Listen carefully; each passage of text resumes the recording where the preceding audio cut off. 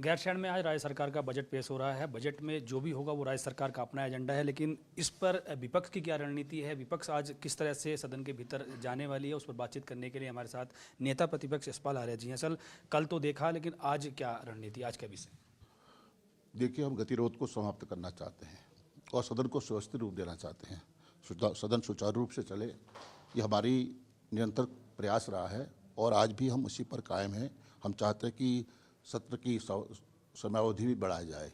आज माननीय वित्त मंत्री जी द्वारा बजट प्रस्तुत करना है और सभी माननीय सदस्य, विपक्ष के माननीय सदस्य, स्वयं मैं, हम आय व्यय के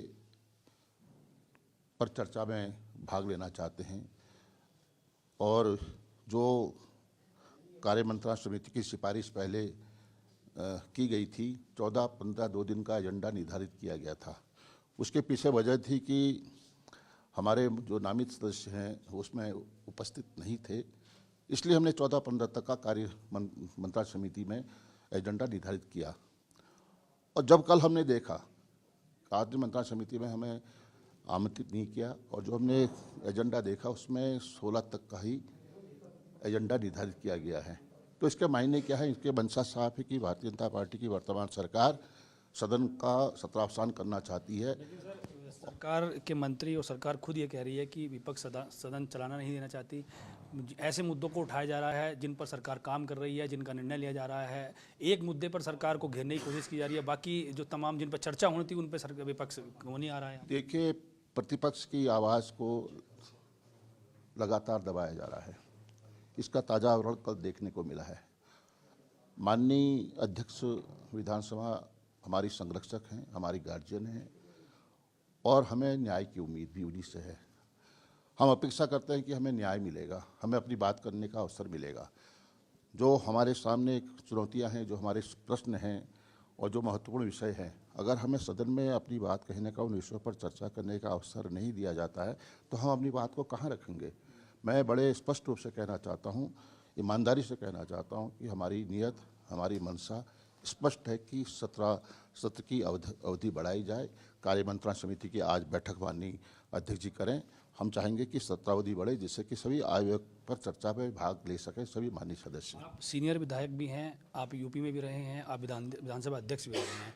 निलंबन जो किया गया वो सही है, और दूसरा जो सदन के अंदर कागज फेंके गए, टेबल तोड़ी गई, वो ठीक है या वो गलत है? मैंने पहले ही कहा है कि बहुत ही दुर्भाग्यपूर्ण कल का दिन रहा है और सस्पेंशन में बहुत जल्दबाजी की गई।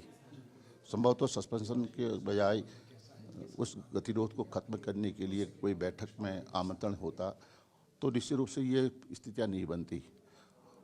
हम चाहते हैं कि सदन में अपनी बात को हम संयम से और नियमों की परंपराओं के अनुरूप सदन में अपनी बात को रखें और सदन का जो सदन में किसी प्रकार का ऐसा माहौल न हो, ऐसा वातावरण न हो जिससे कि सदन बाधित हो और अपनी बात को कहने का हमें अवसर न मिले।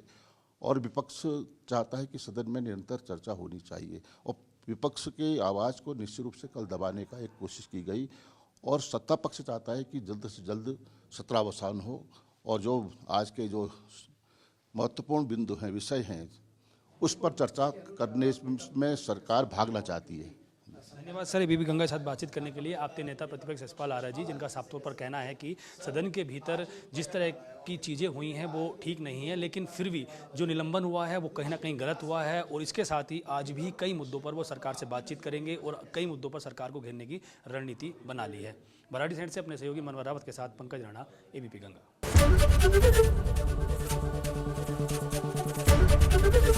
एबीपी गंगा, खबर आपकी, जुबान आपकी।